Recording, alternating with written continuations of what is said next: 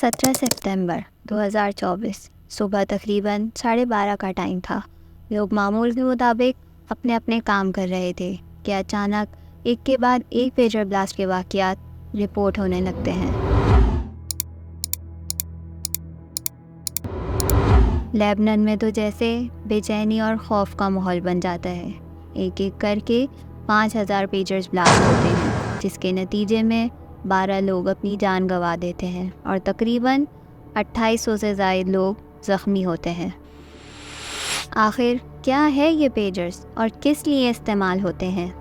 दरअसल पेजर एक portable messaging device होती है जिसमें बड़े तो नहीं लेकिन छोटे अल्फ़ाबेटिक और न्यूमेरिक मैसेजेस सेंड हो सकते हैं। स्मार्टफोन्स से पहले पेजर्स बहुत यूज़ होते थे। इसका ज़्यादातर इस्तेमाल डॉक्टर्स, मैनेजर्स और जर्नलिस्ट किया करते थे। दरअसल पेजर्स की मदद से अपनी लोकेशन पर रहते हुए इम्पॉर्टेंट मैसेजेस और अलर्ट्स रिसीव किए जा सकते थे, जो कि लोगों को एक दूसरे से कनेक्टेड रखने का काम करते थे। वैसे तो पेजर्स को स्मार्टफोन से ज़्यादा सिक्योर समझा जाता है, क्योंकि पेजर्स का हार्डवेयर सिंपल होता है स्मार्टफोन्स के हार्डवेयर के मुकाबले में, और इसी हार्डवेयर की वजह से पेजर्स को ट्रैक कर पाना मुश्किल होता है। यही वजह थी कि हिज़्बुल्लाह ने स्मार्टफोन्स पर बैन लगाकर पेजर्स को इस्तेमाल करना शुरू किया। दरअसल सारे पेजर्स एक पेजर नेटवर्क से कनेक्ट होते हैं, और जो भी मैसेज या अलर्ट भेजना हो तो वो एक पेजर से पहले नेटवर्क पर जाता है और फिर उस नेटवर्क से कनेक्टेड तमाम पेजर्स में रिसीव होता है। अब सवाल ये है कि ये पेजर्स लेबनान में कहाँ से आए और इन्हें कहाँ मैन्युफैक्चर किया गया।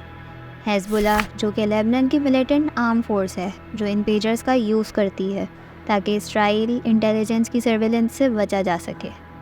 जब तबाहशुदा पेजर्स की जांच की गई तो इसमें ताइवानीज़ कंपनी गोल्ड अपोलो का नाम देखा गया। CNN की रिपोर्ट के मुताबिक ताइवानी हुकूमत ने कहा है कि इस हफ्ते लेबनान में धमाकों में इस्तेमाल होने वाले हज़ारों पेजर्स के किसी भी कंपोनेंट का ताल्लुक ताइवान से नहीं था, जो मुसल्लह गिरोह हिज़्बुल्लाह के पास थे।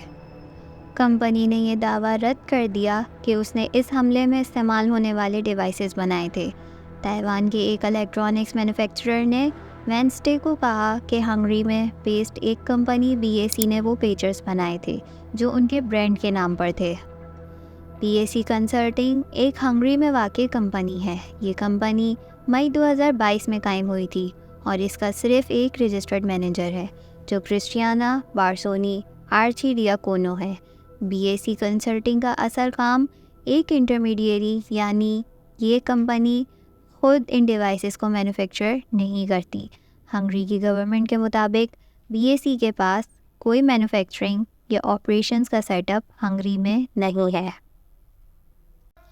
ये company Taiwanese manufacturer gold Apollo से पेजर्स के डिज़ाइन को लाइसेंस पर लेकर काम करती है, लेकिन बारसोनी आर्चिडियाकोनो ने कहा कि उनका धमाके में इस्तेमाल होने वाले पेजर्स बनाने से कोई ताल्लुक़ नहीं है। हंगरी में इस कंपनी का हेडक्वार्टर एक अपार्टमेंट बिल्डिंग में है, जहां सिर्फ मेल कलेक्ट होती है और कोई एक्टिव बिजनेस एक्टिविटी नहीं होती। दुनिया भर में पेजर ब्लास्ट होने का ये पहला वाक़या नहीं है। इससे पहले भी कई बार पेजर ब्लास्ट के वाक़यात देखे गए हैं, जिनमें 1990s में US और जापान में कुछ पेजर ब्लास्ट होने के वाक़यात रिपोर्ट हुए, लेकिन ये पेजर्स जो कि बैटरी फेलियर और मैन्युफैक्चरिंग डिफेक्ट्स की वजह से देखने को मिले। लेकिन 5000 पेजर्स का एक साथ ब्लास्ट होना अपने आप में एक सवालिया निशान है। हिज़्बुल्लाह के मुताबिक इन पेजर्स ब्लास्ट के पीछे इस्राइली एजेंसी मोसाद को ज़िम्मेदार ठहराया। हालांकि अब तक मोसाद की जानिब से इस वक्त पेजर ब्लास्ट से रिलेटेड कोई स्टेटमेंट देखने को नहीं मिली।